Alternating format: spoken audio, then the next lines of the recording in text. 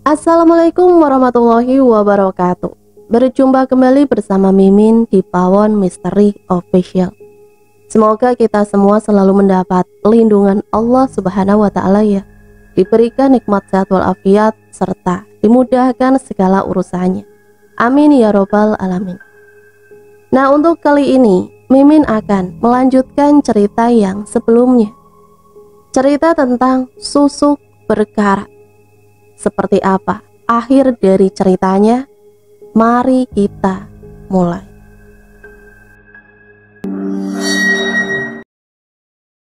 Abang kenal dengan perempuan yang bernama Siti, menantu Pak Kades yang mati terbakar itu. Iya, saya kenal, tapi hanya sekilas saja, sebab dia jarang keluar rumah, sombong dan angkuh. Sepertinya abang tidak menyukai dia. Ya, saya benci dia. Apalagi setelah dia menyakiti istri saya. Saya kesal, udah mukanya hancur, berani nyakitin istri saya. Berarti abang membencinya. Nah, sekarang jawab dengan sejujur-jujurnya. Siapa yang telah menculik dia dan dibawa kemana dia? Sampai di situ Anwar bingung mau menjawab apa. Jujur sama saja membuka aibnya sendiri. Tapi kalau berbohong, dia tidak jadi menikmati kemolekan tubuh gadis yang sekarang sudah telanjang bulat. Kepala Anwar berdenyut-denyut. Dia berpikir kenapa Sundari menanyakan tentang Siti. Ayo jawab bang, atau kita gagal kencan malam ini. Suara Sundari agak meninggi. Tentu saja Anwar bergidik ngeri, karena suara Sundari sudah bercampur daya magis, sehingga Anwar pun terpengaruh oleh kekuatan sugesti dari Sundari. Saya yang telah menculik perempuan itu. Lalu kemana abang membawanya? Saya membuangnya di cadas pangeran. Apakah abang sendirian melakukannya?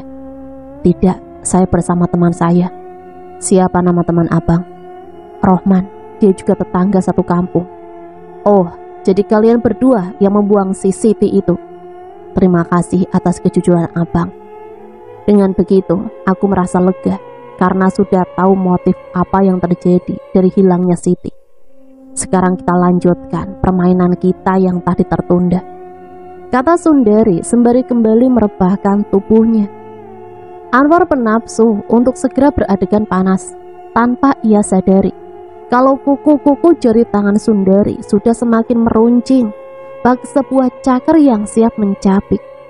Anwar tiba-tiba terkejut demi melihat sepasang mata Sundari yang semula terpejam kini terbuka dan berwarna merah.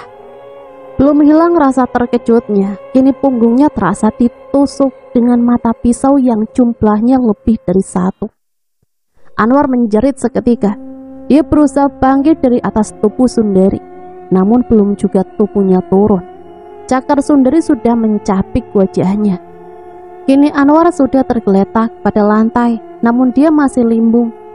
Wajah dan pundaknya terasa perih dan seperti ada cairan hangat yang mengalir. Darah.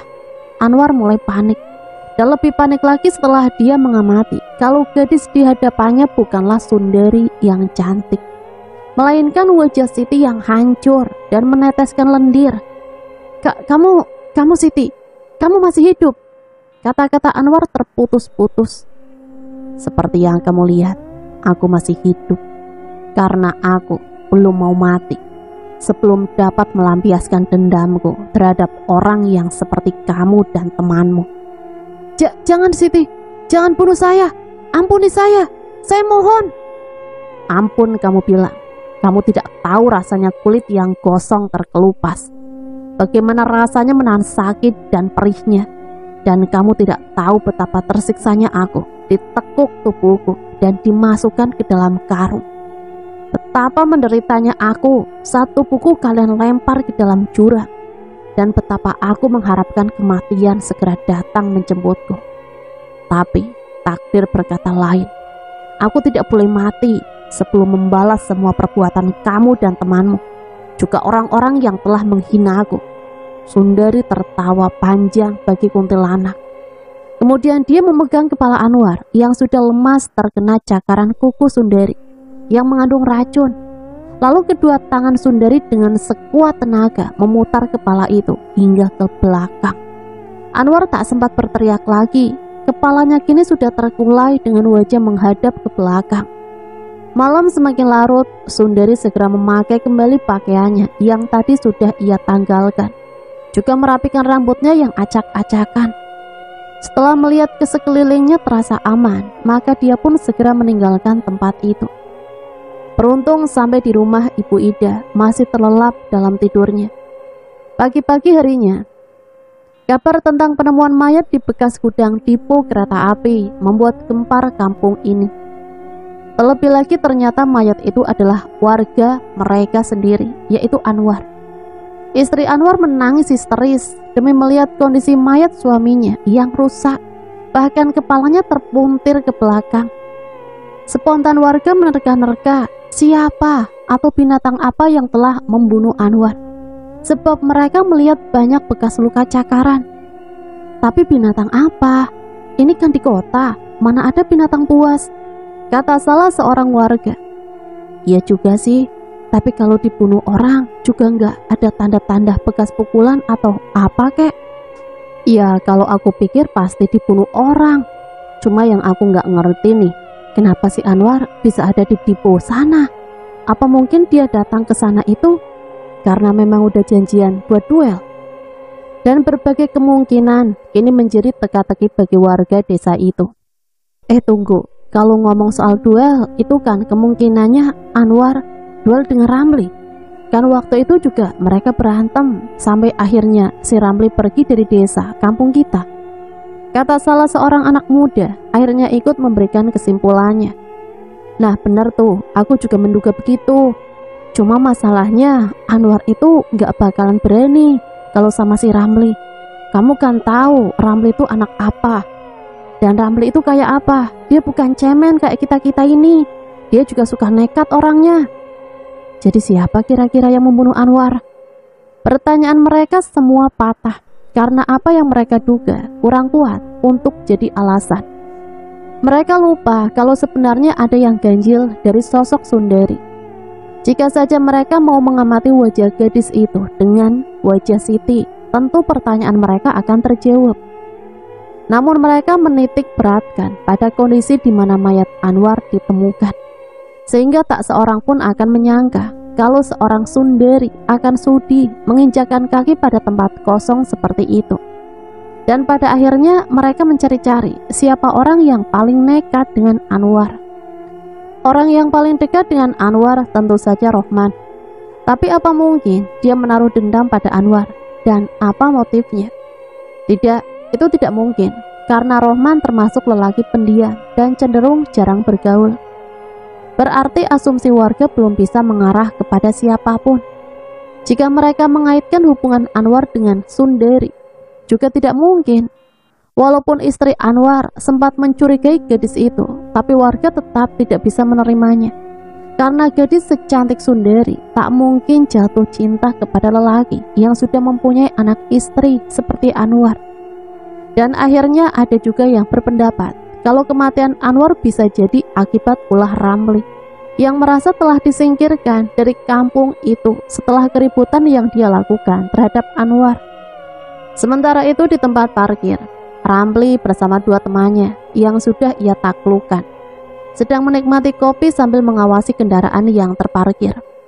Menurut kamu berdua, gimana kalau kita melebarkan sayap bisnis kita ini? Kata Ramli. Maksud abang? Begini, kalau kita cuma kerja parkir aja kan kurang penghasilan. Gimana kalau kita juga kuasai pedagang kaki lima yang ada di sekitar ini? Tapi kan di sana udah ada yang narik iuran bang. Iya aku tahu, kita bukan mau ambil alih. Cuma aku pengen mereka gabung sama kita. Nah kita hasil dari parkiran dan tarikan iuran kita gabung jadi satu. Kemudian hasilnya kita bagi rata. Aku nggak minta lebih, pokoknya sama-sama. Dengan begitu kekuatan kita bisa bertambah kalau ada sesuatu nantinya. Kalau aku sih ngikut abang aja deh. Kapan rencana ini dilakukan? Lebih cepat lebih baik. Nah tuh mereka lagi narik iuran. Yuk kita samperin.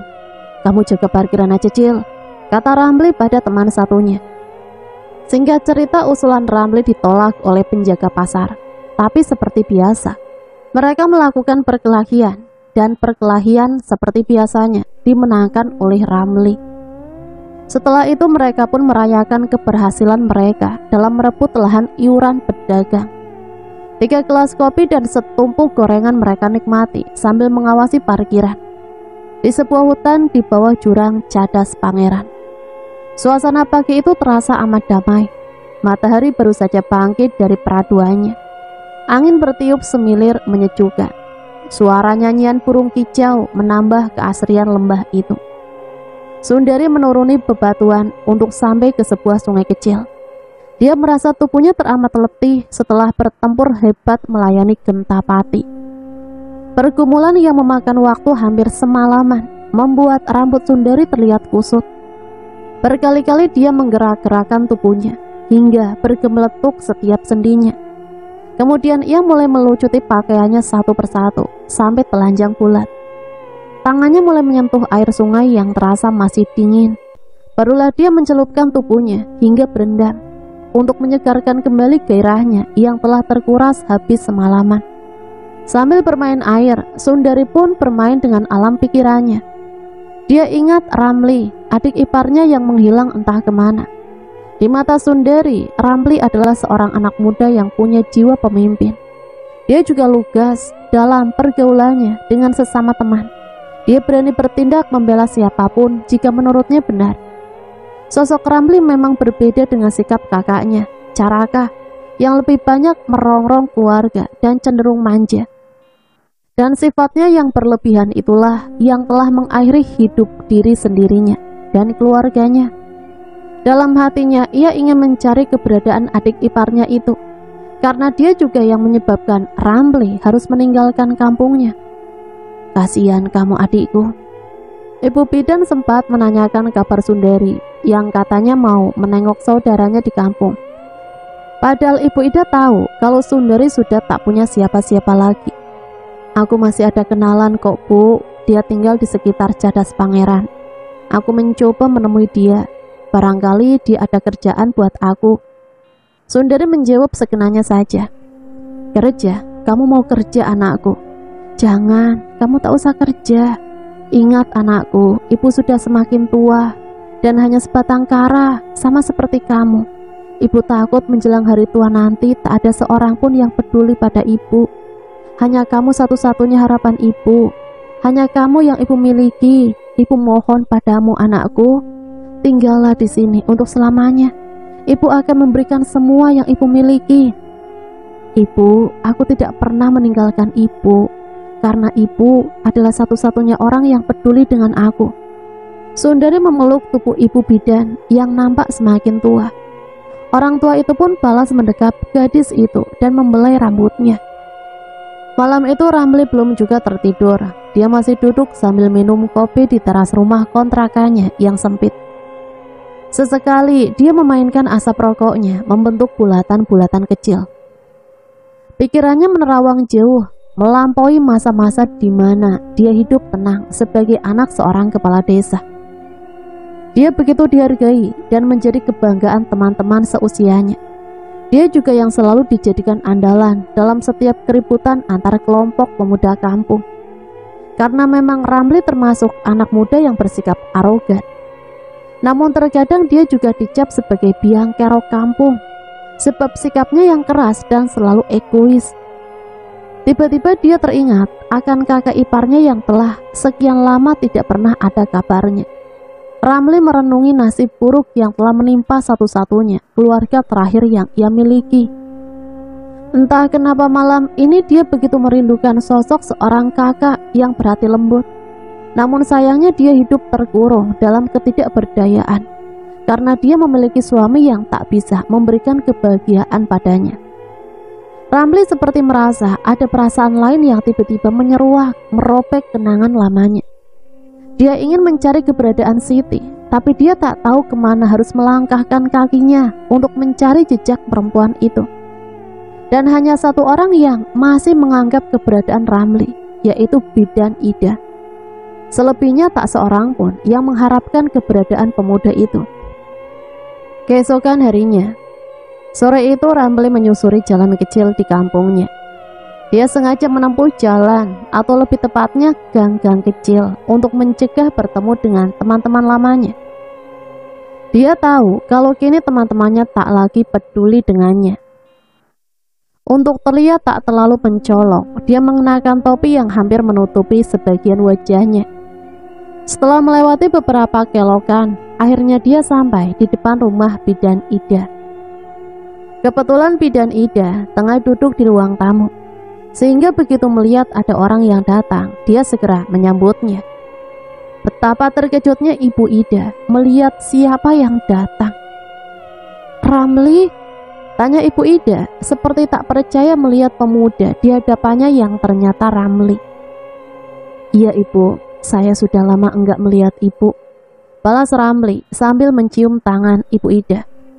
Ibu Ida tertegun melihat sikap Ramli yang mencium tangannya, sebab Ibu Ida sudah tahu betul sikap pemuda itu. Sombong dan urakan, tak ada tata krama. Ibu tua itu pun menyuruh Ramli masuk, kemudian pergi ke dapur. Dan tak lama kemudian Ibu Ida kembali bersama seorang gadis dengan membawa baki berisi gelas air minum. Ramli yang sejenak tadi memandang kosong pada langit-langit kamar, menjadi terhenyak demi melihat seorang gadis cantik yang segera meletakkan baki.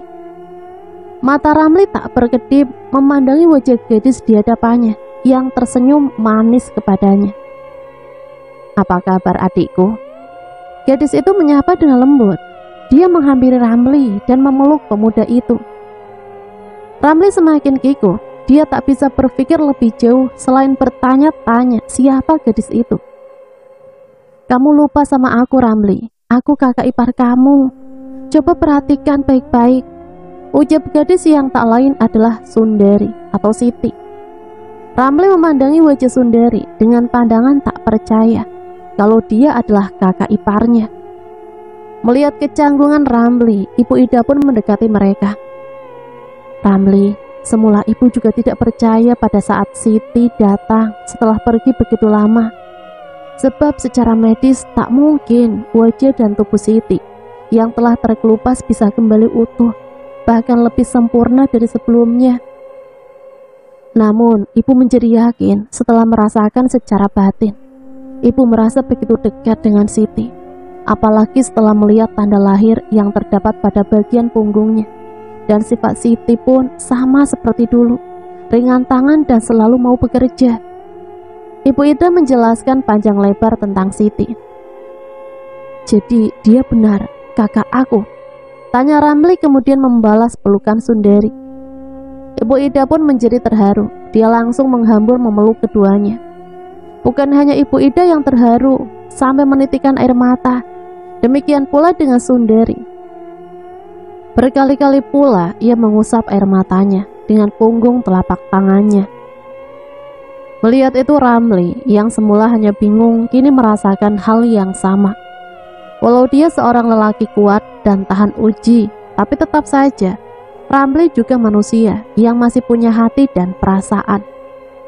Mata pemuda itu telah menjadi gelap karena terbalut mendung keharuan yang dalam. Tanpa sadar tangan Sundari bergerak menghapus mendung yang kian menebal di mata adiknya. Dan Ramli dengan lembut pula dia menghapus air mata dengan ujung jari telunjuknya.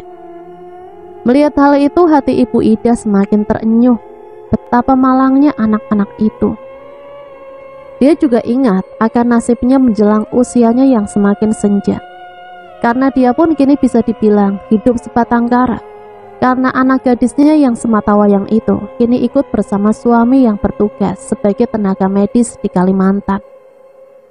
Untunglah Sundari hadir mengisi kesunyian hati dan jiwanya yang mulai kering.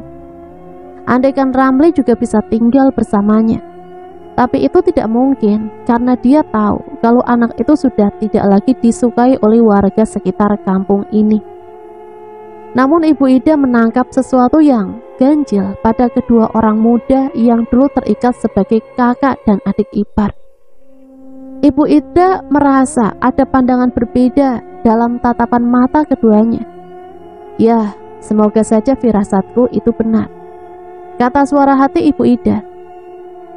Ternyata apa yang terpikir oleh Ibu Ida agaknya akan menjadi kenyataan.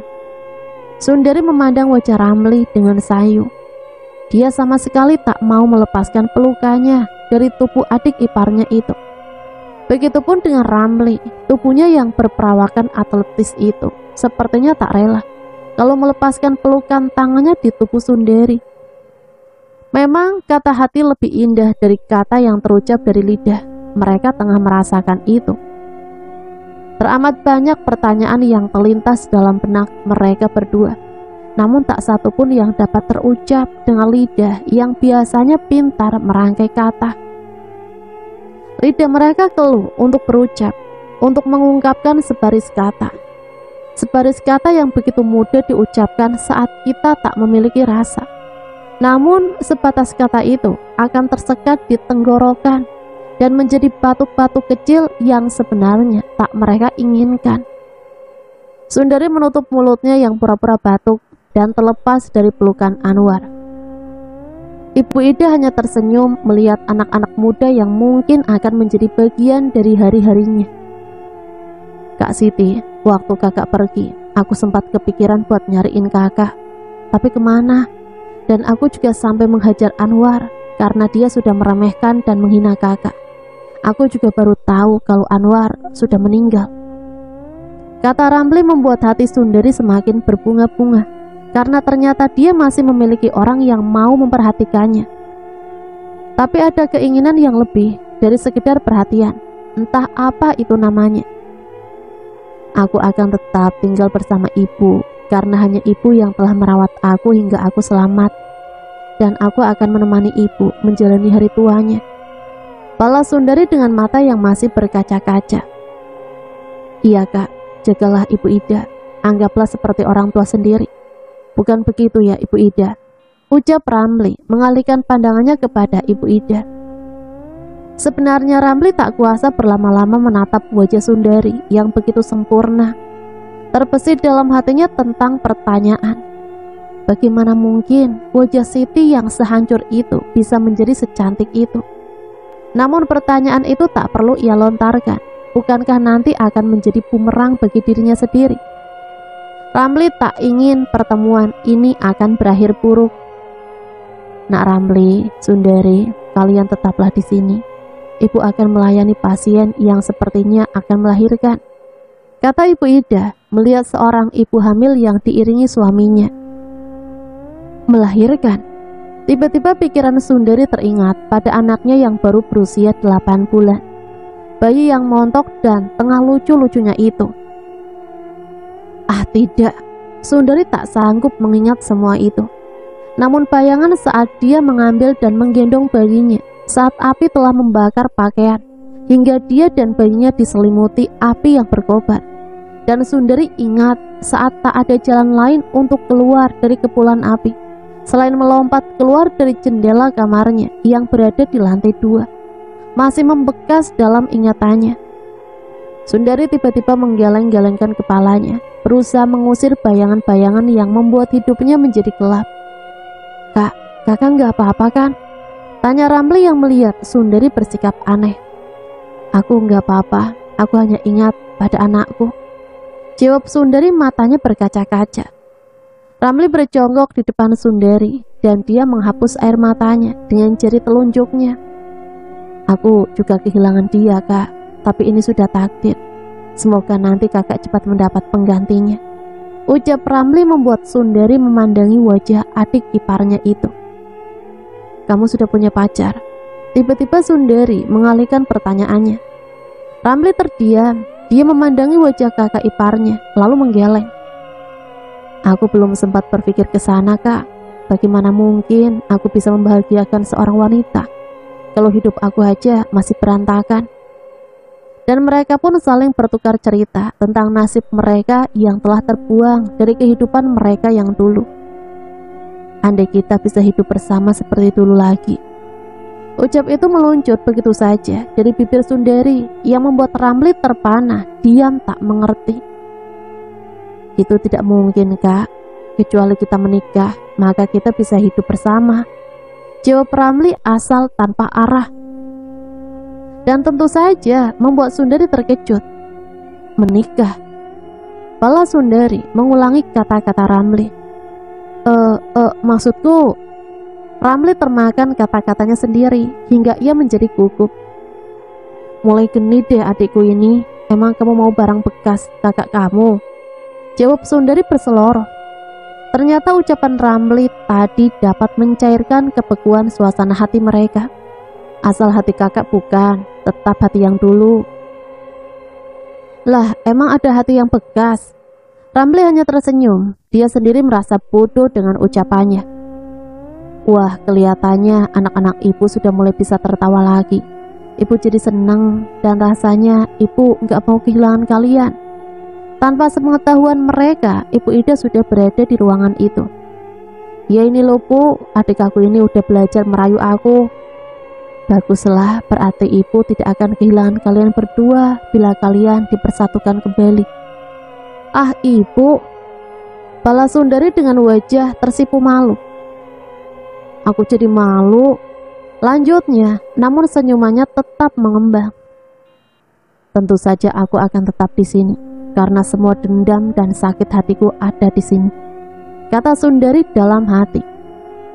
Biasanya jam 10 Sundari sudah terlelap di kamarnya, tapi malam ini sepertinya ada yang berbeda. Dia masih duduk di depan meja rias, masih memandangi kecantikan wajahnya. Dia begitu kagum dengan kesaktian sang penguasa alam arwah yang telah memberikan kehidupan baru. Namun untuk apa semua ini jika tidak ia manfaatkan dengan sebaik mungkin? Kecantikan dan keindahan bentuk tubuhnya baru ia manfaatkan untuk menghabisi Anwar, seorang yang telah menculik dan membuangnya. Pikirannya jauh menerawang. Dia juga berhak hidup layak, hidup sebagaimana mestinya. Dia ingin tinggal di sebuah rumah mewah, ditambah dengan harta yang melimpah. Aku ingin menguasai kampung ini, biar mereka menghormati aku, seperti mereka menghormati almarhum mertuaku. Dan Sundari pun keluar rumah, setelah terlebih dahulu melihat kalau Ibu Ida telah terlelap dalam mimpinya. Kebetulan dia berpapasan dengan seorang pemuda yang hendak ke warung. Sundari berpura-pura tengah mengingat sesuatu. Sesekali dia mengeluh dengan suara yang terdengar oleh pemuda tadi. Sundari tahu kalau pemuda itu tengah memperhatikannya, maka dia sengaja menyibakkan rambutnya dan memperhatikan leher yang putih mulus. Kamu Sundari kan? Sapa pemuda tadi. Oh iya, kok tahu sih nama aku? Emang abang siapa? Rohman, balas pemuda tadi sambil mengulurkan tangan yang tentu saja disambut hangat oleh Sundari. Akhirnya, tanpa aku mencari, dia sudah datang untuk mengantarkan nyawanya, batin Sundari. Sekarang Sundari semakin menebar pesonanya dengan membaca mantra pemikat sukmanya. Memang aneh, sedikit pun tangan pemuda yang bernama Rohman itu seperti enggan lepas dari genggaman tangan Sundari. Emang kamu mau kemana cantik? Tanya Rohman dengan tiba-tiba. Aku disuruh ibu bidan beli sabun, kebetulan baru ada yang melahirkan. Aku harus mencuci pakaian wanita itu, tapi sabunnya habis. Oh ya udah, aku juga mau beli rokok sama obat nyamuk. Yuk kita sama-sama ke sana. Rohman sedikit menarik tangan Sundari. Jangan, aku malas beli di situ, pedagangnya genit. Dia suka pegang-pegang ini aku. Rohman merasa kalau debaran jatuhnya semakin cepat. Jangkung pemuda itu turun naik dan beberapa kali dia menelan ludah. Kok diam, katanya mau nganterin aku. Sundari menyadarkan pemuda yang kini sudah dalam pengaruhnya. Atau jangan-jangan kamu suka liatin buah dada aku ya? Boleh, tapi kamu antar aku dulu ke warung, bagaimana? Tanpa pikir panjang lagi, Rohman langsung menganggukkan kepala. Sebenarnya dalam akal sehatnya, Rohman berpikir keras. Kenapa gadis cantik itu memilih warung yang lebih jauh, yang ia sendiri tak tahu letaknya, ketimbang warung yang hanya beberapa langkah di depan mereka. Sama seperti waktu Sundari mengajak kencan Anwar tempo hari, dia juga membawa Rohman menyusuri gang-gang sempit untuk sampai di bantaran sungai. Tangan Sundari menggenggam erat tangan pemuda yang tengah dilambungkan angan-angan, serta mimpi yang diberikan Sundari. Setelah berjalan beberapa saat di bantaran sungai, Sundari menggenggam tangan Rohman semakin erat yang kemudian melintasi jembatan penyeberangan. Dalam hati Rohman mulai bertanya-tanya, mau kemana sebenarnya mereka ini? Namun pertanyaan pemuda itu sebentar lagi akan terjawab, sebab Sundari tidak melanjutkan langkahnya ketika berada di tengah-tengah jembatan. Sundari malah bersandar pada besi pembatas jembatan. Matanya menatap bulan yang tengah bersinar penuh dan ditemani ribuan bintang yang berkelipan menghiasi langit malam. Kenapa kita berhenti di sini? Terus sebenarnya kita mau ke warung mana? Tanya Rohman penasaran. Sudahlah, kita nggak usah ke warung lagi. Kita istirahat dulu di sini sambil melihat bulan dan bintang yang akan menjadi saksi kita malam ini. Pala Sundari sambil menarik tubuh Rohman hingga menempel pada tubuhnya. Malam sepi, tak seorang pun yang terlihat melintasi jembatan itu. Kamu kenal sama Siti, menantu almarhum Pak Kades? Tanya Sundari tiba-tiba membuat Rohman sepertinya terkejut. Iya, aku kenal. Sebenarnya dia wanita yang baik, hanya saja dia jarang keluar, jadi sepertinya terkesan sombong. Aku dengar dia diculik dan dibuang. Iya, dan penculiknya adalah Anwar. Kemudian Anwar mati diduga karena balas dendam Siti. Entahlah, aku kurang tahu itu. Tak mungkin Siti balas dendam. Kenapa tak mungkin? Perempuan itu pasti sudah mati di dalam karung atau dimakan binatang buas. Dari mana abang tahu kalau Siti dimasukkan ke karung? Jangan-jangan abang juga terlibat? Rohman nampak bingung dengan pertanyaan Sundari. Ia termakan dengan ucapannya sendiri. Jawab bang, atau kita tak jadi bercinta malam ini, kata Sundari pura-pura menjauh dari Rohman. Baiklah, aku juga ikut membuang Siti karena diajak Anwar yang sangat membenci perempuan itu. Oh begitu ceritanya. Abang masih ingat wajah Siti enggak? Tanya Sundari kemudian tangannya mengelus dada Rohman yang semakin bergemuruh. Iya, aku ingat wajahnya yang telah rusak dan hancur. Dia begitu menjijikan. Jawab Rohman dengan nada mengejek. Apa abang tidak merasa kasihan melihat dia yang telah kehilangan orang-orang yang ia cintai? Sebetulnya kasihan, tapi hampir semua orang di sini tidak menyukai dia. Apalagi Anwar, dia kesal karena perempuan itu telah menyakiti istrinya. Ternyata kalian semua harus aku musnahkan, terutama kamu. Sekarang perhatikan baik-baik wajahku, supaya kamu tidak mati penasaran. Setelah berkata begitu, Sundari memperlihatkan wajah aslinya. Wajah Siti yang rusak dan mengeluarkan cairan berbau busuk. Seketika itu juga Rohman terkejut bukan kepalang. Dia tidak bisa untuk menghindar karena tubuhnya yang terhalang besi pembatas jembatan. Belum lagi tangan Sundari yang kini mencekal lehernya. Rohman berusaha mendorong tubuh Sundari dengan kuat. Namun tenaga Sundari jauh lebih kuat. Sebentar lagi kamu akan mengikuti Anwar ke neraka. Tapi kamu harus mandi dulu. Sundari menyeringai, memperlihatkan gigi-gigi taringnya yang tajam.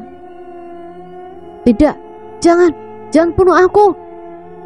Sebelum kamu, aku lempar ke bawah sana. Aku akan meminum darahmu sampai kering. Sundari dengan cepat menciumi leher Rohman yang sudah tak bisa bergerak. Dan taring-taring tajam Sundari dengan cepat menghujam di leher pemuda yang seketika itu tergelojotan. Cukup lama bibir Sundari menempel di leher, sampai akhirnya tubuh Rohman tergulai kehabisan darah. Sundari membiarkan tubuh pemuda itu melorot jatuh. Untuk beberapa saat dia merasakan kehangatan dan kenikmatan darah segar dari leher Rohman.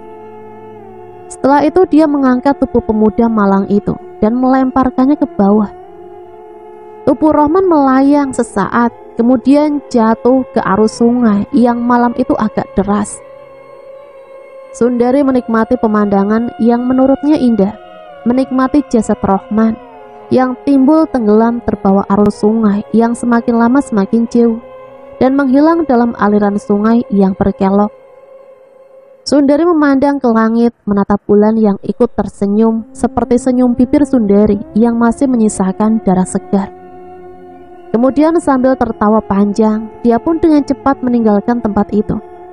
Namun sayang, ketika ia membuka pintu, Ibu Ida tengah duduk di kursi di ruang tamu.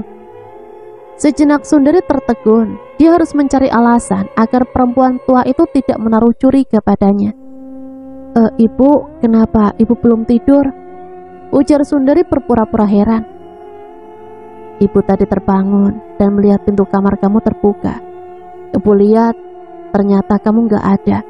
Ibu pikir kamu ke toilet, tapi gak ada juga. Jadi ya ibu duduk nungguin kamu. Anu loh Bu, tadi aku merasa gerah.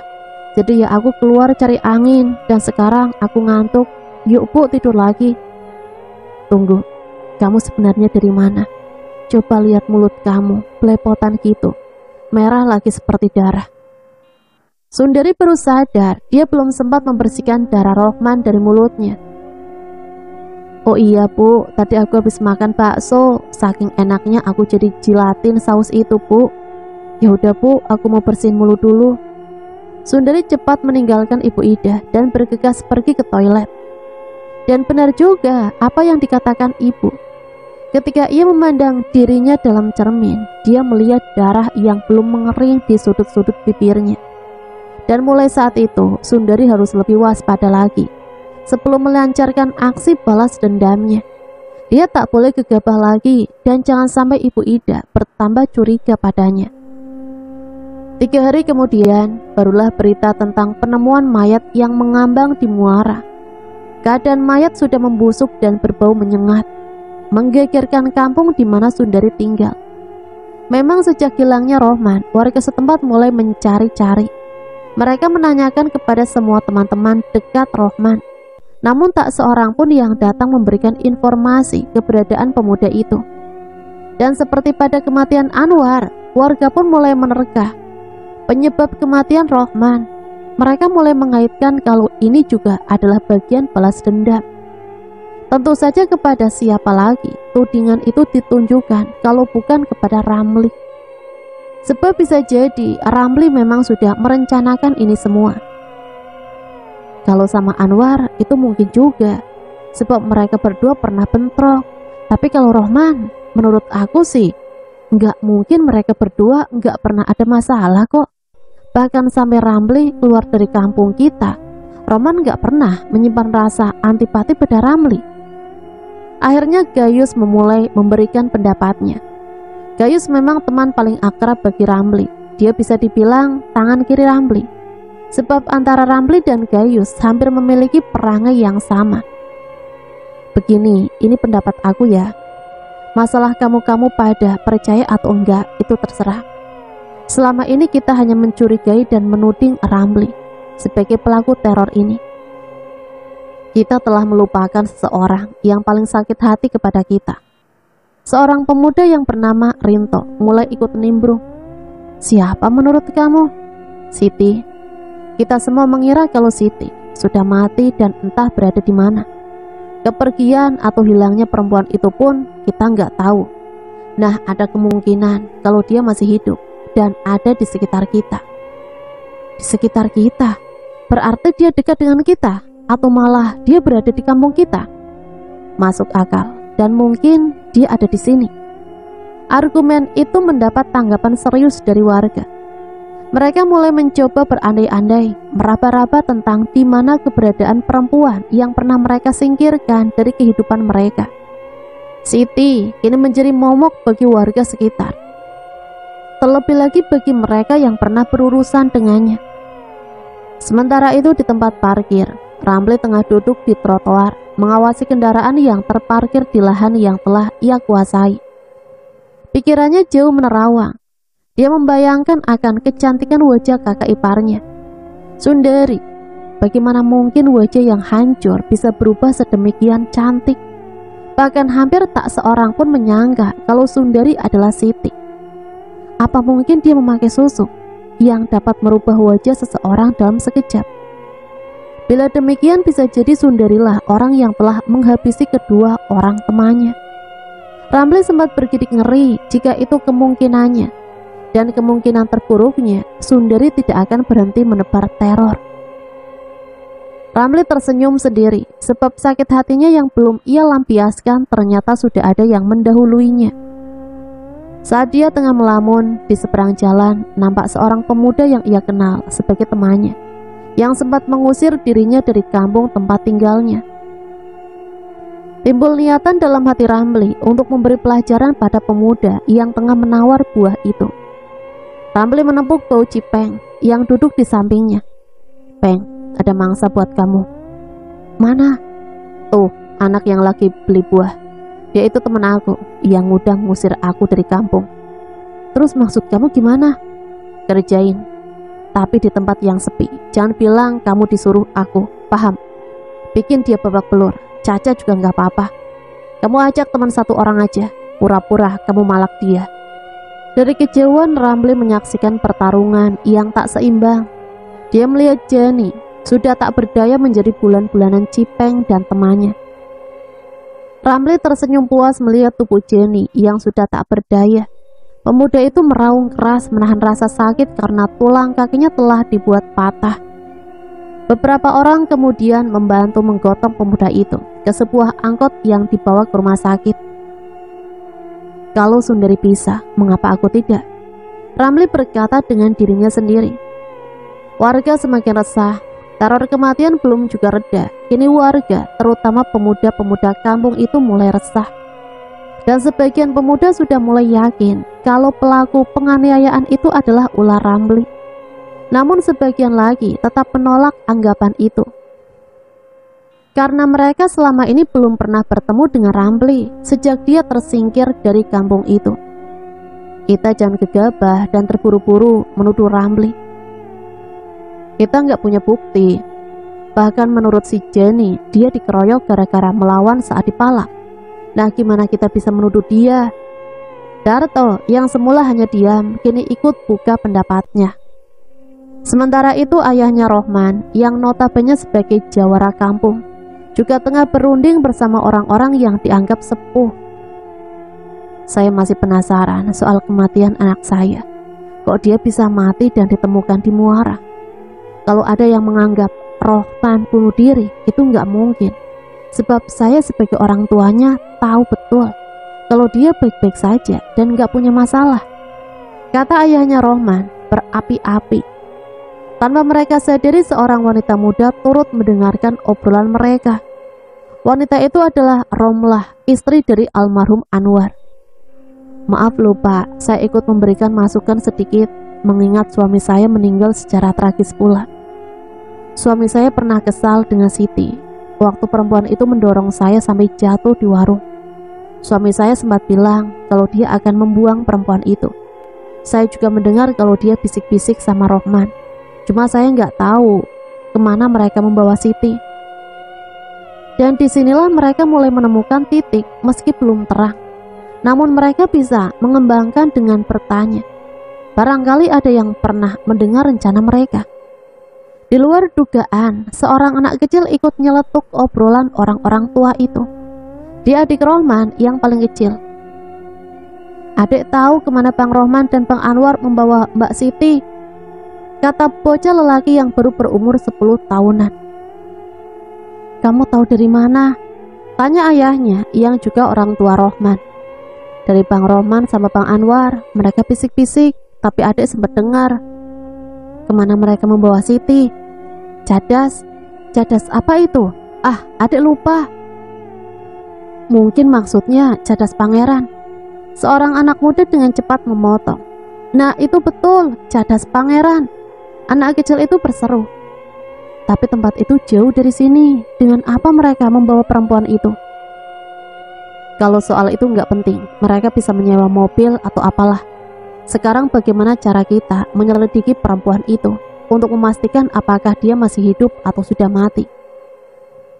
"Begini saja, kita yang masih muda dan demi rasa setia kawan, saya akan memikirkan itu," kata pemuda yang segera menyatakan gagasannya. Keesokan harinya, dua anak pemuda menyusuri jalan setapak yang terdapat di kawasan Cadas Pangeran. Berkali-kali mereka mengelap keringat yang mulai membasahi wajah karena penat setelah melakukan pencarian yang belum membuahkan hasil. Bahkan mereka sudah merasa dahaga karena perjalanan yang mereka tempuh sudah cukup jauh, merambah hutan yang semakin jauh, semakin lebat pepohonan, dan semakin gelap, karena sinar matahari hanya menerobos celah-celah dedaunan.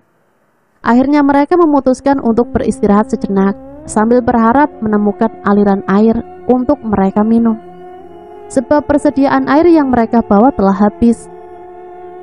Setelah agak lama beristirahat, salah seorang dari mereka melihat sebuah gubuk kecil di tempat yang agak jauh dari tempat duduk mereka. Apa iya sih di hutan begini ada gubuk?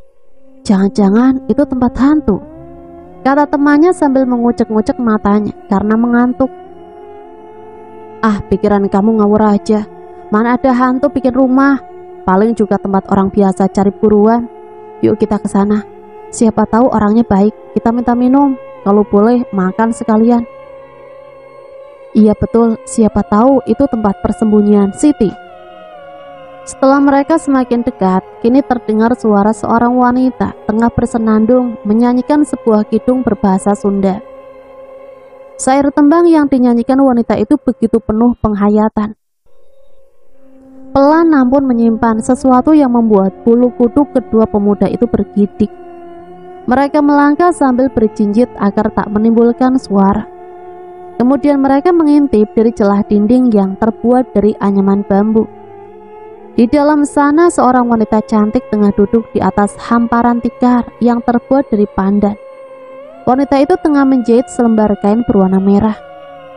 Kedua pemuda tadi membeliakan mata saat melihat kecantikan wajah wanita yang masih terus bersenandung. Kedua pemuda itu saling bertukar pandang. Kemudian salah satu dari mereka berbisik, "Rezeki kita nggak dapat menemukan Siti, tapi kita bisa menikmati cewek itu," katanya penuh menahan nafsunya. Dan temannya hanya mengangguk tanda setuju. Lalu mereka mengetuk pintu dengan pelan. Pintu pun terbuka.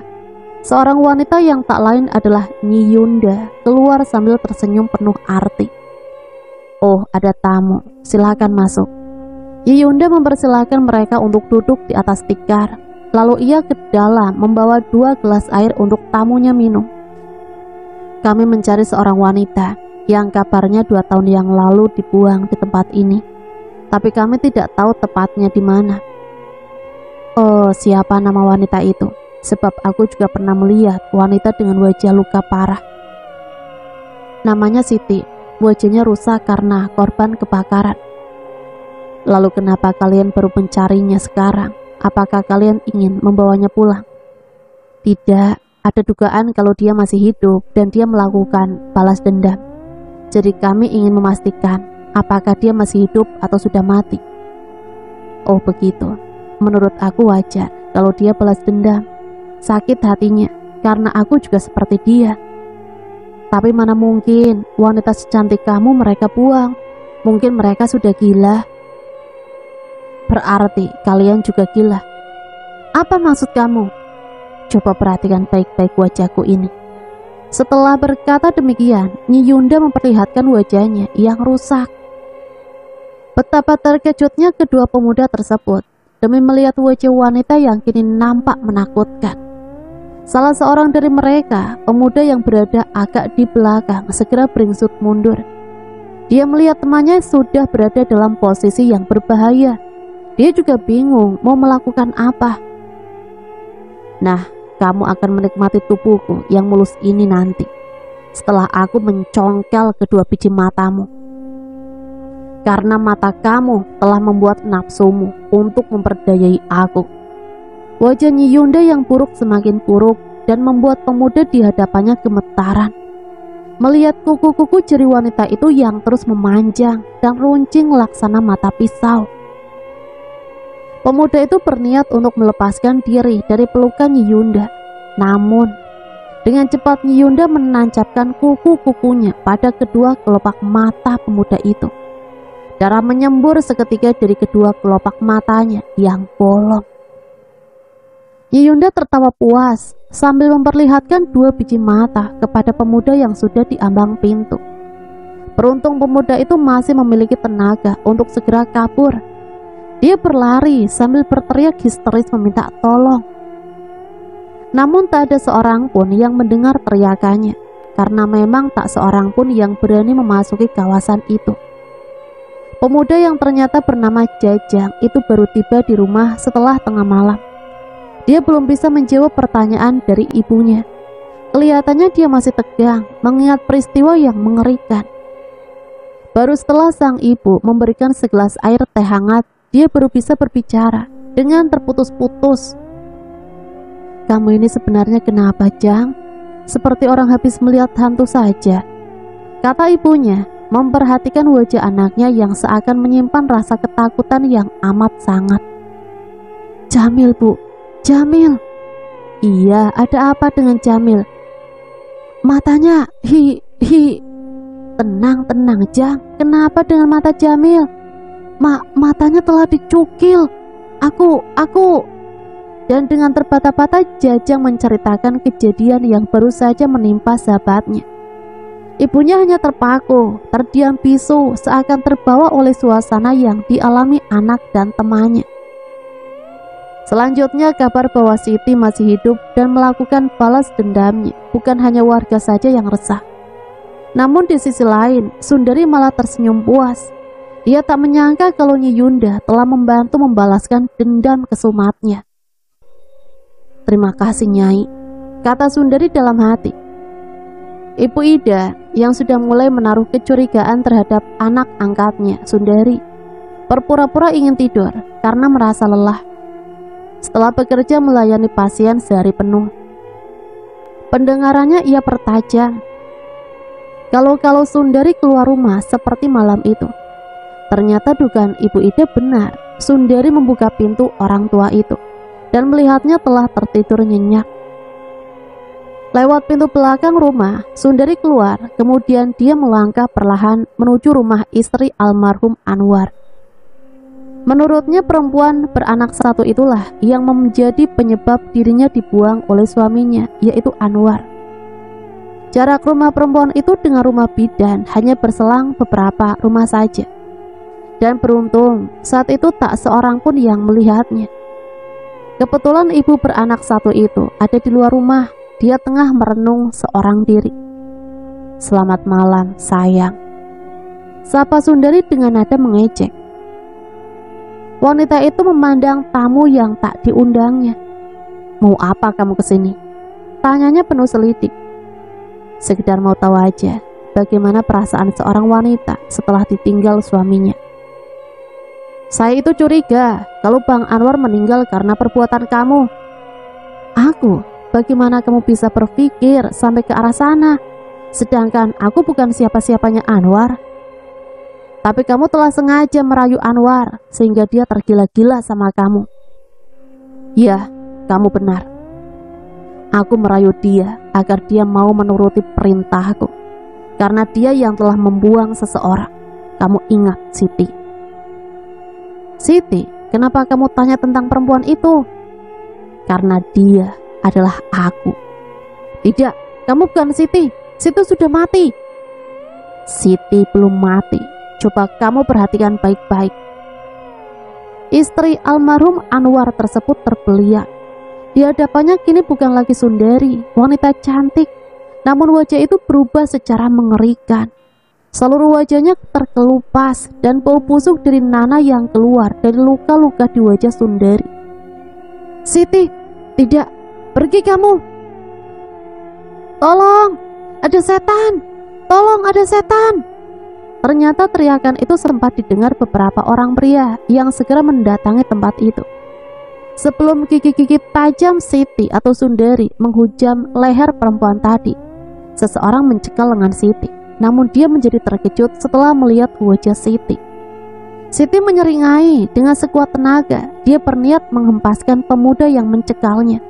Tapi dia menjadi heran sendiri karena tenaganya begitu lemah. Kenapa jadi begini? Dia melupakan sesuatu. Lengan kirinya merogoh saku celananya. Celaka, besi kuningku. Siti telah melupakan besi kuning pemberian Nyi Yunda. Di saat Siti mulai kebingungan, pemuda yang semula ketakutan kini menjadi perang. Dia menghempaskan tubuh Siti hingga terpental. Siti mulai panik. Dia membaca mantra agar sang penguasa alam arwah datang menolongnya. Tapi hal itu tidak terjadi. Siti kini menjadi bulan-bulanan warga yang sekarang bertambah banyak. Ketegangan pun semakin menyelimuti perasaan Siti. Dia tak tahu lagi nasibnya setelah ini. Di saat Siti dalam keadaan tak berdaya, tiba-tiba seorang pemuda menyeruak di antara kerumunan warga.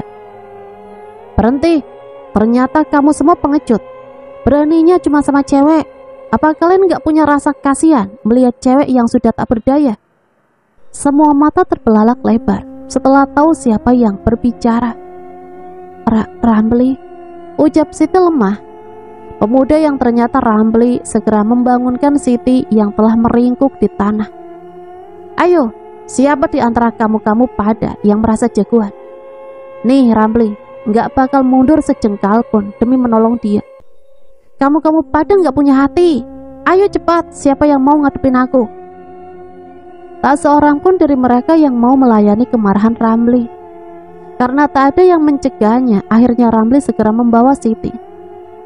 "Tunggu Ramli, aku harus mengambil sesuatu di rumah Ibu Ida." Siti batuk-batuk setelah tangannya memegangi dadanya yang terasa sakit. Sesampainya mereka di rumah Ibu Ida, orang tua itu sudah berdiri di ambang pintu. "Kalian kenapa anak-anakku?" tanya Ibu Ida.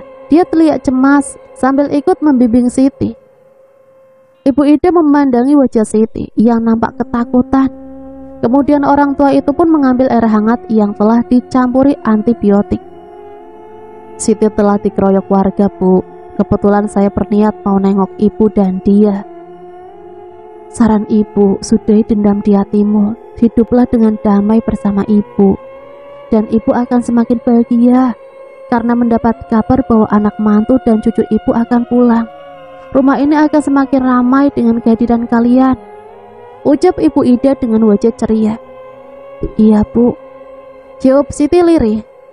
Malam itu Ramli sudah izin kepada Ibu Ida untuk bermalam di rumahnya. Khawatir kalau ada orang yang berniat jahat kepada Siti. Waktu sudah lebih dari angka 1. Ramli masih duduk di ruang tamu, sementara Ibu Ida sudah tertidur sejak tadi.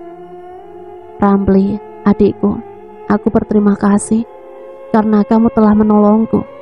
Tanpa disangka, Siti pun belum tidur. Dan Ramli semakin terkejut setelah melihat wajah Siti sudah kembali cantik. "Kak, bagaimana mungkin kakak bisa sembuh dalam waktu sekejap?" Siti tak menjawab. Dia memandang Ramli yang juga tengah berpikir, apa sebenarnya yang telah terjadi pada diri Siti atau Sundari. Tentu saja Siti bisa berganti wajah dengan sekejap karena dia cukup dengan memegang besi kuning pemberiannya Yunda. Sundari duduk di sebelah Ramli dan jantungnya bergemuruh melihat kecantikan wajah kakak iparnya. "Kak, sebaiknya kakak menyudahi balas dendam ini. Bukankah orang yang telah membuang kakak sudah mati? Tinggallah di sini bersama ibu dan anaknya," kata Ramli menekan perasaannya terhadap Sundari. "Kamu benar, Dek. Dendamku sudah terbalas. Namun untuk tinggal bersama Ibu Ida, itu tak mungkin. Apalagi sekarang warga sudah tahu siapa aku. Aku tak mau ibu yang telah banyak menolongku akan terkena imbas dari perbuatanku. Jadi kemana rencana kakak akan pergi?" Sundari tak menjawab pertanyaan Ramli. Wajahnya semakin mendekat dan tanpa merasa malu, dia menempelkan bibirnya pada adik iparnya yang memang telah membuatnya jatuh hati. Ramli merasa canggung menerima ciuman hangat dari Sundari karena dia merasa tak pantas melakukan itu.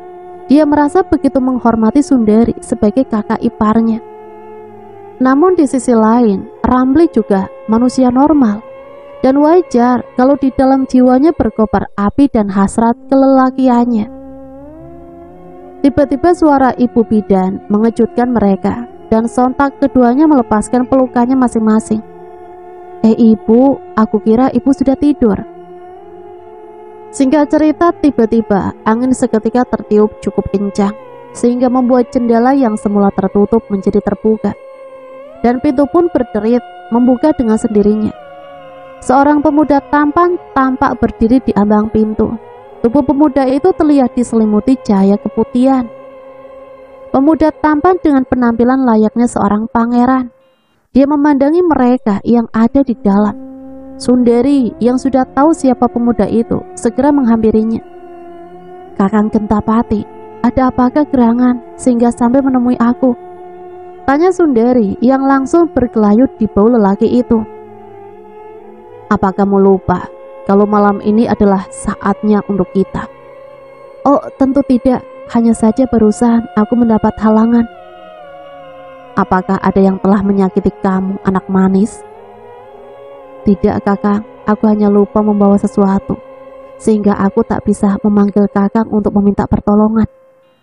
Ramli dan Ibu Ida terperangah melihat pemuda yang terlalu tampan dengan ukuran orang pada umumnya, apalagi jika dilihat dari pakaiannya yang tidak lazim.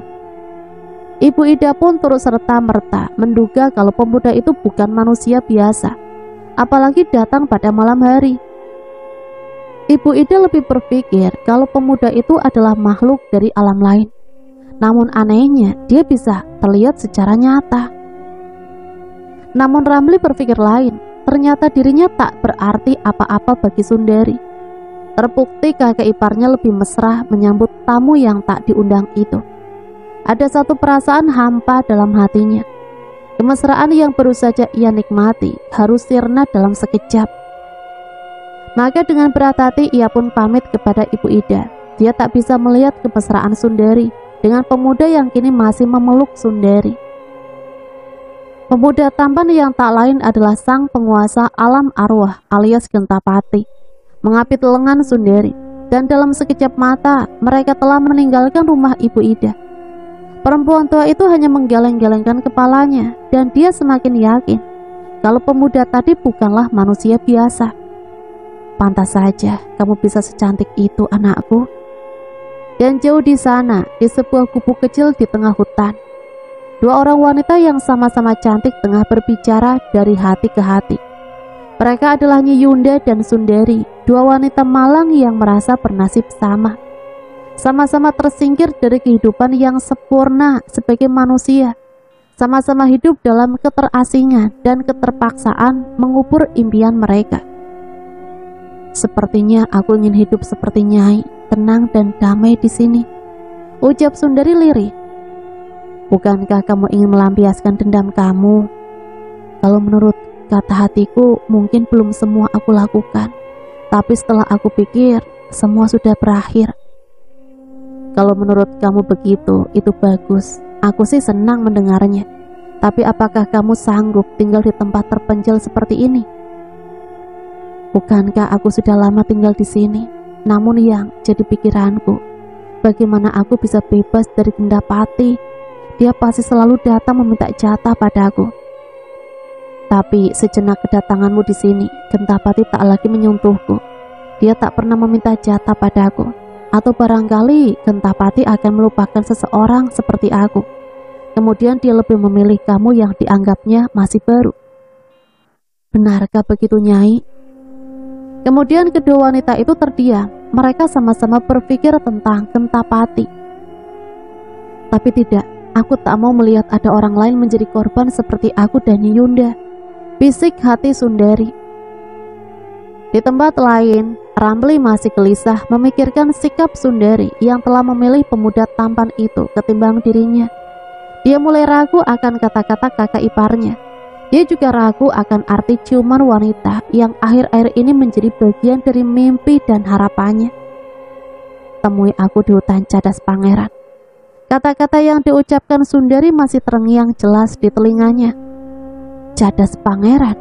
Di sanakah mereka bersembunyi? Tapi bagaimana mungkin aku ke sana? Bukankah dia akan didampingi pemuda itu? Dan mungkin dia makhluk gaib yang memiliki kesaktian, sehingga Sundari begitu menghargai dan menghormatinya. Mungkin memang aku harus menemuinya untuk menyelamatkan dia dari tekanan makhluk itu. Batin Ramli terus berkata-kata, seolah tengah mencari jawaban akan semua ini. Dia berniat untuk mencari tahu keberadaan kakak iparnya itu, yang katanya berada di hutan Cadas Pangeran. Dan hanya dengan modal nekat, Ramli pun mendatangi tempat yang sebelumnya tak pernah ia kunjungi. Ia hanya pernah mendengar kalau hutan Cadas Pangeran adalah sebuah lembah yang cukup angker, dan belum pernah ada seorang pun yang masuk wilayah itu. Ramli menuruni batu-batu Cadas untuk sampai di bawah sana. Suasana dan aroma mistis pun terasa saat kaki Ramli sudah berpijak pada dataran yang ditumbuhi pohon-pohon besar dengan dedaunan yang lebat.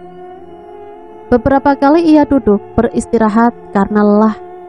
Setelah beberapa kali dia memasuki hutan yang mulai nampak agak gelap karena sinar matahari terhalang dedaunan.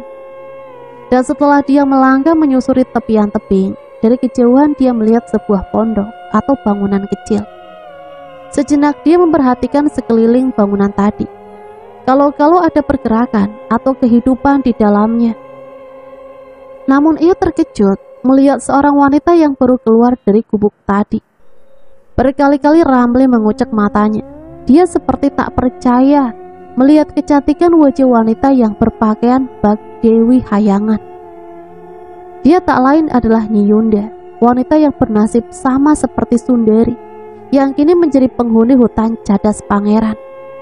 Setelah ketegangan hatinya mereda, Ramli mendekati gubuk tadi. Nyi Yunda memandangi pemuda di hadapannya, matanya tajam, selidik. "Siapa kamu, anak muda? Apa yang kamu cari di tempat ini?" "Namaku Ramli. Aku mencari seorang wanita yang bernama Siti atau Sundari. Dia berpesan agar aku mencarinya di tempat ini." "Ramli, tunggu. Sepertinya aku pernah mendengar nama itu." Ya, Sundari pernah bercerita kalau kamu adalah salah satu keluarganya yang tersisa. Sebaiknya kamu masuk dulu sambil menunggu dia kembali." Nyi Yunda mengajak Ramli duduk di atas tikar pandan dan menyuguhkan minuman dengan cemilan ketela rebus. Berkali-kali Ramli berdecak mengagumi kecantikan wajah wanita yang sudah tak lagi muda itu. Meskipun begitu, Nyi Yunda masih memiliki pesona dan daya tarik yang kuat. Untuk memikat lawan jenisnya, matanya begitu hidup dalam setiap liriknya. Senyum Nyi Yunda seakan menggoda dengan ujung lidah yang selalu membasahi bagian bibirnya yang berwarna merah muda, laksana buah mangga yang tengah ranum. "Oh iya, namaku Nyi Yunda. Aku sudah lama tinggal di tempat ini, sama seperti kakak kamu. Aku juga adalah korban kebiadaban lelaki." Nyi Yunda pun menceritakan kenapa dirinya sampai tinggal di tempat sesunyi ini. "Maaf Nyai, kalau boleh aku tahu bagaimana mungkin wajah Sundari yang telah rusak bisa kembali menjadi cantik, bahkan lebih cantik dari sebelumnya?" "Sebenarnya ini rahasia, tapi mengingat kamu mempunyai niatan baik bagi Sundari, aku akan mengatakan kalau semua ini adalah bantuan dari makhluk gaib sang penguasa alam arwah, atau yang bergelar Gentapati. Tanpa pertolongan dia, kami sudah mati. Bagaimana jika aku ingin membawa kembali kakak aku? Apa mungkin makhluk itu mengizinkannya?" "Entahlah, rasanya mustahil. Sebab orang yang masuk ke wilayah ini sulit baginya untuk keluar dengan selamat." Ramli termenung mendengar kata-kata Nyi Yunda. Tapi ada kemungkinan hal itu terjadi, sebab cinta bisa mengalahkan segalanya. Tak terasa waktu pun semakin bergeser menjadi malam dan Ramli memutuskan untuk membawa Sundari dengan segala resiko yang akan ia hadapi. Dia tahu kalau melawan makhluk itu berarti kematian baginya. Namun Ramli sudah tidak lagi mempedulikan keselamatan dirinya. Malam semakin larut, udara pun semakin dingin. Nyi Yunda memandangi wajah Ramli yang sudah terlelap. Berkali-kali Nyi Yunda meleletkan lidahnya. Ada hasrat yang bergejolak di dadanya. Ia ingin melampiaskannya pada pemuda itu, namun alam sadarnya masih bisa menolaknya. Dia tahu kalau Ramli, adik iparnya, yang menyimpan perasaan cinta yang dalam pada Sundari. Maka dia hanya bisa melakukan persetubuhan dengan Ramli melalui alam bawah sadar pemuda yang tengah terlelap itu. Ramli pun terlihat dalam tidurnya yang gelisah, yang sesekali mendesah. Tiba-tiba angin bertiup kencang seakan hendak merobohkan gubuk itu. Nyi Yunda segera menghentikan aktivitasnya yang tengah meremas buah dadanya sendiri. Dia segera merapikan pakaiannya. kemudian bangkit dan membuka pintu. Di luar sana Nyi Yunda melihat kedatangan Sundari bersama seorang pria tampan yang tak lain adalah Gentapati. Nyi Yunda tersenyum menyambut keduanya. Aku mencium bau manusia di dalam rumah ini. Apakah ada yang berani masuk wilayahku, Cah Ayu? Tanyanya pada Nyi Yunda. Ampun Kakang, dia adik dari Sundari. Dia datang untuk membawa Sundari dari tempat ini. Adik? Apa kamu punya adik, anak manis? Tanya Gentapati kepada Sundari. Iya Kakang, dia adik iparku. Dan kami berdua sama-sama terbuang dari sisi kehidupan masyarakat. Kami ingin hidup bersama, bukan sebagai kakak beradik, tapi kami ingin membangun sebuah rumah tangga dalam keterbatasan kami. Untuk itu, maukah kakak memberikan aku kebebasan? Bala Sundari sambil memohon. Kebebasan macam apa yang kamu inginkan? Bukankah selama ini aku telah memberimu kebebasan untuk melakukan teror? Kebebasan agar kakak melepaskan aku dari belenggu perjanjian dengan kakak dan membiarkan kami pergi dari sini untuk hidup bersama dengan adik iparku. Oh, tentu boleh saja. Dengan satu syarat, dia harus bisa mengalahkan aku. Gentapati tertawa panjang dan bergema. Gema itu masuk ke dalam alam mimpi Ramli yang tengah bertarung melawan Gentapati. Berkali-kali Ramli jatuh bangun menjadi bulan-bulanan sang penguasa alam arwah itu, yang memang bukan tandingannya. Di saat dalam keadaan kritis itulah Ramli melihat ada sesuatu yang bersinar di tengah-tengah kalung Gentapati. Ramli melihat sebuah benda kecil seperti liontin yang bergantung pada untaian kalung. Liontin berbentuk seperti genta atau lonceng itu terus berpendar, memancarkan sinar yang menyilaukan mata Ramli. Ramli mendapat firasat kalau liontin emas yang berbentuk lonceng itu kemungkinan adalah pusaka yang membuat makhluk gaib itu teramat sakit. Maka tanpa berpikir panjang, Ramli dengan cepat meloncat. Dia bermaksud untuk meraih liontin yang dipakai Gentapati. Dan Ramli terjatuh kembali. Dia membuka matanya dan mendapatkan dirinya masih berada di atas tikar pandan. Ramli tersadar kalau tadi itu dia cuma bermimpi. Namun kesadaran yang lain telah menantinya saat dia melihat siapa yang berdiri di depan pintu gubuk itu. Gentapati. Ramli tak sadar mengucap nama itu. Ternyata nyalimu cukup besar juga, wahai anak muda. Benarkah kau datang untuk membawa pulang kakakmu, Sundari? Iya, aku datang untuk membawanya kembali dalam kehidupan manusia. Dan kami akan hidup bersama kembali seperti dulu. Balas Ramli tanpa rasa takut sedikit pun. Tentu saja jawaban Ramli membuat Gentapati tertawa terbahak-bahak. Ternyata nyalimu cukup besar juga, anak muda. Tapi akan aku lihat keberanianmu setelah tahu siapa aku sebenarnya. Setelah berkata demikian, Gentapati memutar tubuhnya. Mula-mula hanya perlahan, semakin lama semakin cepat, dan tubuh Gentapati pun lenyap. Kini di hadapan Ramli telah berdiri sesosok raksasa dengan tubuh tinggi besar, berambut panjang hingga menyentuh lutut, dan makhluk itu memiliki sepasang mata berwarna merah, semerah darah. Di sudut bibirnya yang tebal terdapat taring-taring yang mencuat tajam. Namun yang membuat Ramli tertarik ialah liontin emas berbentuk genta yang kini juga membesar, mengikuti postur tubuh makhluk yang berjuluk penguasa alam arwah. Hebat kau anak manusia. Ternyata kau juga tidak menjadi takut melihat wujud asliku. Sekarang bersiaplah untuk mampus di tanganku. Makhluk tinggi besar itu mengangkat kakinya tinggi-tinggi. Dia bermaksud untuk menginjak tubuh Ramli. Namun Sundari mencegahnya dengan memeluk tubuh makhluk itu. Kakang, tolong jangan celakai dia. Biarkan dia pergi dari sini. Namun kiranya kemarahan sang penguasa alam arwah sudah tak bisa lagi dibendung. Ia mengibaskan tangannya mendorong tubuh Sundari hingga terlempar dan jatuh tepat di hadapan Ramli. Ramli merangkul kakak iparnya dengan penuh rasa kasih. berpura-puralah kamu baik padanya. Rampas liontin lonceng di kalungnya dan lempar pada benda yang keras seperti batu atau apa saja. Bisik Ramli di telinga Sundari. Sundari bingung dengan permintaan Ramli, namun ia tak banyak tanya. Dia segera menghampiri makhluk tinggi besar itu dan berkata, "Ampun Kakang, adikku sama sekali tak bermaksud menantangmu. Dia hanya ingin melihat keadaanku saja, dan aku sudah memutuskan untuk tetap tinggal di sini bersama Kakang Gentapati." Sundari berlutut di hadapan makhluk itu. Dia memohon dengan sikapnya yang sedih dan meyakinkan. Maka kemarahan makhluk tadi sedikit mereda. Dadanya turun naik, tanda tengah mengendalikan nafsunya untuk membunuh Ramli. Setelah itu Sundari bangkit dan mengelus dada makhluk yang penuh bulu-bulu kasar itu.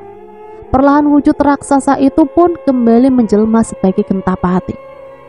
Sundari masih terus mengusap-usap dada Gentapati yang masih telanjang. Matanya tetap memandang Ramli. Dan tibalah saatnya Ramli memberikan tanda dengan anggukan kepala. Secepat itu pula Sundari mengambil resiko yang sangat tinggi. Dia menjambret sekuat tenaga liontin emas di dada Gentapati. Bandul kalung itu secepatnya ia lemparkan pada Ramli yang telah siap menangkapnya. Gentapati nampak murka. Dia mendorong keras tubuh Sundari hingga terhempas dan membentur pohon besar. "Gentapati, ayo ambil milikmu ini," seru Ramli membuat Gentapati marah besar. Dia bermaksud menyerang Ramli, namun pemuda itu dengan untung-untungan dia melemparkan liontin emas berbentuk lonceng tepat ke atas batu besar.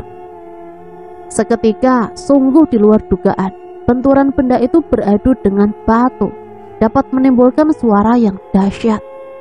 Tubuh Gentapati terhuyung-huyung, sebelah tangannya mendekap dadanya yang kini berlubang, dan dari lubang itu mengalir cairan berwarna hijau yang berbau busuk. Nyi Yunda yang sedari tadi diam dan hanya menyaksikan saja, kini dia tengah mengeluarkan sesuatu dari dalam telapak tangan kirinya. Perlahan benda itu keluar dan Nyi Yunda mencabutnya. Benda seukuran jarum dengan warna emas kini sudah berada dalam genggamannya. Benda itulah yang dinamakan susuk berkarat, karena telah menyatu dengan darah Nyi Yunda. Gentapati masih meraung kesakitan dan tanpa seorang pun yang tahu dan menduga. Tiba-tiba Nyi Yunda berlari dan langsung menghujamkan benda kecil susuk berkarat tepat di tengah-tengah keningnya. Benda seukuran jarum itu pun lenyap seketika. Yang terlihat hanyalah cahaya hijau dari benda tadi yang terus masuk menerobos rongga kepala Gentapati. Raungan Gentapati alias penguasa alam arwah terdengar semakin dahsyat. Pohon-pohon besar pun ikut bergoyang. Daun-daun juga luruh terkena getaran bahana suara makhluk raksasa yang kini telah tumbang. Namun sesaat sebelum tubuhnya terburai, lengan raksasa yang panjang itu sempat meraih tubuh Nyi Yunda yang ada di dekatnya. "Tak kusangka kau juga tega menghancurkan aku, Yunda. Kau harus ikut hancur bersamaku." Gentapati mencengkeram tubuh Nyi Yunda yang tak berdaya. Tak lama setelah itu, tubuh keduanya pun perlahan-lahan sirna. Dari pandangan Ramli dan Sundari, mereka sama sekali tak menduga kalau mengalahkan makhluk gaib itu begitu mudah.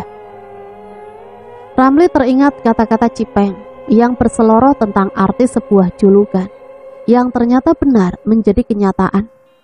Genta artinya lonceng dan pati berarti mati atau kematian. Begitu kata Cipeng. Dan secara kebetulan juga Ramli melihat makhluk itu berliontin lonceng. "Ternyata kamu pintar juga, Peng," gumamnya membuat Sundari menatapnya heran. "Peng, siapa yang kamu maksud?" "Oh, itu temanku di parkiran. Dia mungkin cuma asal tebak. Tapi aku percaya kalau iblis itu juga punya kelemahan." "Tapi kamu hebat juga. Sepertinya kamu punya kekuatan."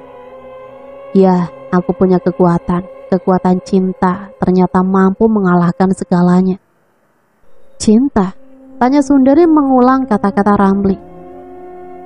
Ramli memandang wajah Sundari yang juga menatap kagum akan keberanian Ramli. "Iya, kekuatan cintamu telah membebaskan aku dari belenggu iblis itu." Tapi Sundari memandang tepat di mana Nyi Yunda telah lenyap bersama sosok Gentapati. Maafkan aku Nyi Yunda, kau telah mengorbankan dirimu demi menolong aku.